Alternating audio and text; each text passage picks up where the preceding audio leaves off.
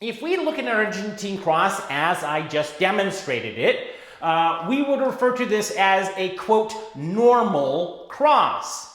A normal cross has a very specific property, such as that it tends to, well, veer to the right and to the diagonal just a little bit. Or actually it's left or to the right, and then veer on the diagonal just a little bit. Truthfully, an Argentine cross has 4 modifiers, and it has 7 multipliers, that when you apply one, it changes the number of and type of available crosses. We'll get to the math in just a little bit. All right, so what defines a modifier? Well, a modifier is really a quadrant of a visual box that you're seeing on the screen just like this, yes?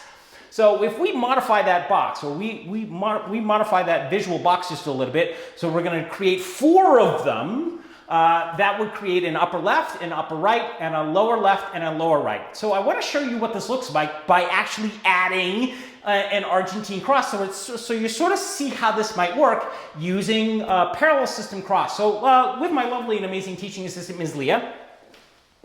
So box number 1, yes, this would be known as a normal cross, yes? Make sense? Yes? The next one that we would have is a mirror cross, and that would be this guy, a mirror cross.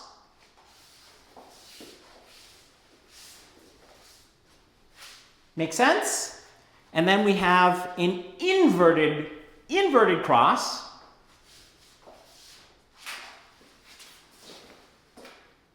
Make sense? And then lastly, we have an inverted mirror cross.